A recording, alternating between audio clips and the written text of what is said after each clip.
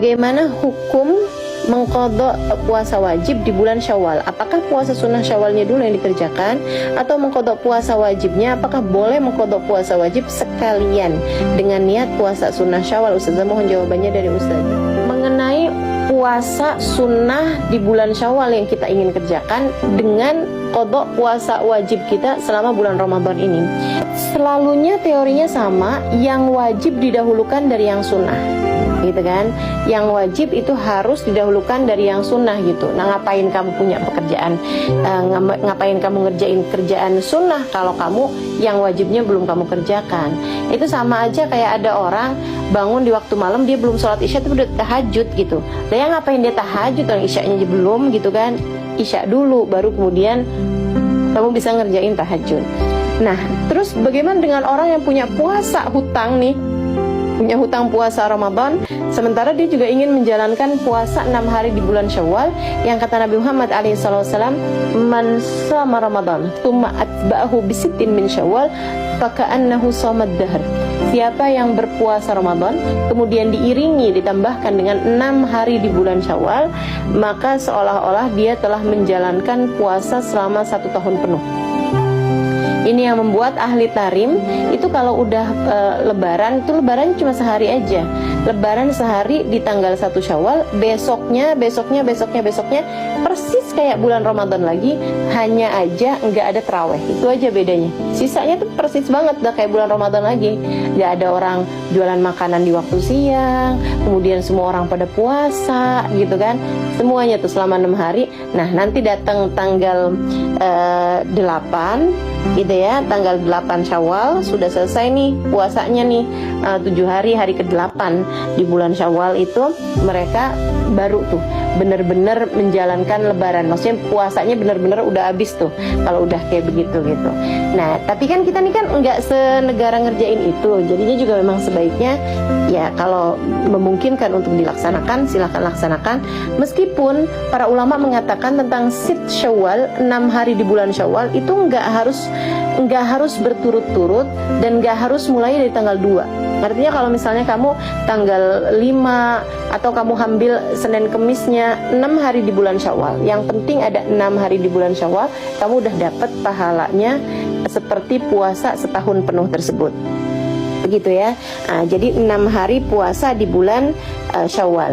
Nah, masalahnya bagaimana dengan yang masih punya qadha puasa Ramadan nih? Ada 2 pendapat teman-teman sekalian. Bisa dilihat ini di dalam kitab I'anatul Talibin ala Syarhi Fathil Mu'in gitu ya, tentang 2 pendapat ulama ahli sunnah wal jamaah atau ulama syafi'i ini ya, yang saya akan nukilkan pendapatnya ini ya. Jadi ini bukan menurut saya atau menurut siapa gitu kan, saya bukan seseorang yang dalam kapasitas itu teman-teman, dan lagi pula ngapain kita berpendapat jika memang sudah ada pendapat dari para ulama-ulama gitu ya.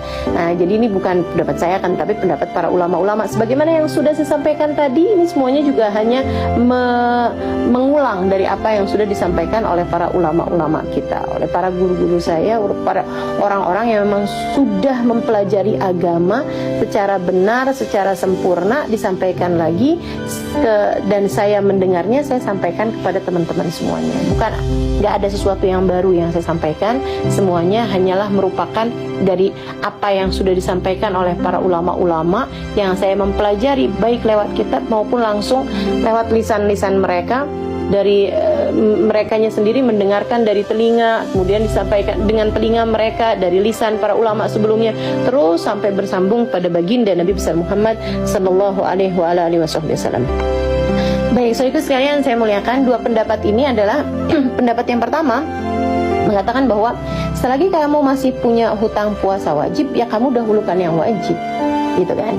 Kamu dahulukan yang wajib, baru kemudian sesudah kamu mengerjakan yang wajib-wajib tersebut, baru kamu puasa 6 hari sunnah di bulan Syawal. Itu banyak yang berpendapat seperti itu.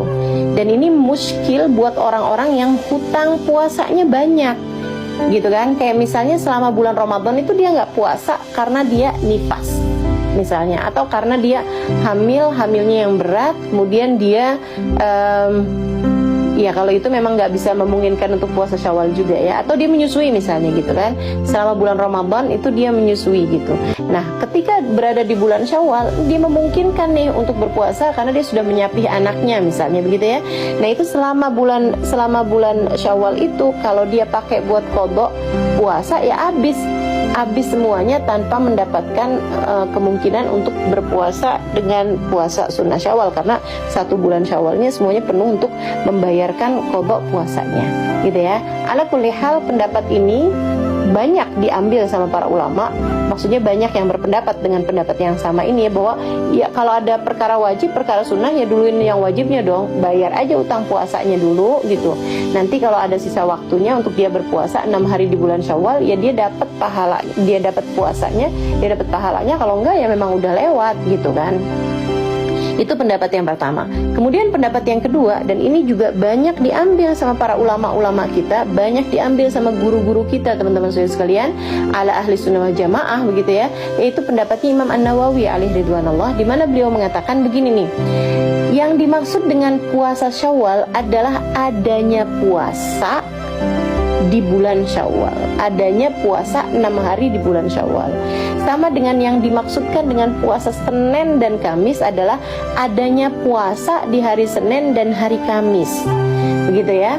Maka ketika seseorang mengerjakan puasa 6 hari di bulan Syawal, dia meniatkannya untuk membayar qadha puasa dia di bulan Ramadan, maka dengan itu qadhanya menjadi lunas, dengan dia maksudnya qadhanya menjadi terbayarkan dengan dia puasa 6 hari di bulan Syawal tersebut, dan dia pun juga mendapatkan pahala puasa Syawal kalau dia meniatkannya dengan dia menjatuhkannya pada bulan Syawal. Begitu. Artinya bahwa dia dapat tuh semuanya tuh. Dia dapat qadhanya, dia dapat bayar hutang puasanya. Gitu ya. Dia bayar hutang puasanya dapat, maksud saya, dan dia dapat juga pahala sunnah 6 hari di bulan Syawalnya. Dari pendapat yang seindah ini, seenak ini teman-teman saudaraku sekalian, saya mengambil maksudnya saya kalau melakukan puasa Syawal di bulan puasa 6 hari di bulan Syawal, saya meniatkannya untuk qadha gitu. Jadi saya niat malamnya itu nawaitu shoma ghadin an qadha fardhi syahri Ramadan, gitu ya, an qadha fardhi syahri Ramadan wa an shaum Syawal wa an shaum sit min Syawal, gitu ya. Jadi saya niatkan, ya Allah saya niat puasa besok hari, atau kamu bisa pakai bahasa Indonesia, ya Allah saya niatkan puasa besok untuk puasa qadha saya, dan juga untuk 6 hari di bulan Syawal, atau untuk melaksanakan salah satu puasa dari 6 hari di bulan Syawal, seperti itu gitu. Dengan cara itu kamu dapat dua-duanya gitu ya. Demikian pula untuk kamu kalau melaksanakan qadha puasa Ramadan kamu nih, misalnya kamu puasanya punyanya 10 hari qadha puasa atau puasa kamu yang batal di bulan Ramadan karena kamu menstruasinya 9 hari tambah 1 harinya itu memang datang buka puasanya atau datang mensnya pada udah jelang-jelang puasa, jelang-jelang buka puasa gitu ya. Jadi kamu utangnya 10 hari misalnya gitu. Kamu udah puasanya nih, selesai nih di bulan Syawal 6 hari misalnya. Nah sisa-sisanya nih yang 4 hari kamu bisa qadhain entah di bulan Syawal entah di bulan-bulan yang lainnya. Sengaja juga kamu taruhkan di hari-hari yang kamu sunnah berpuasanya teman-teman. Kayak misalnya Senin, Kamis, misalnya Ayyamul Bid 13, 14, 15 misalnya gitu ya. Dengan cara seperti itu kamu dapat bayar hutang puasanya, dan kamu juga dapat puasa sunnahnya atau pahala atau fadilah puasa sunnahnya, karena kamu menjatuhkan puasa kamu tersebut pada hari-hari yang memang dimuliakan Allah Subhanahu wa taala untuk berpuasanya.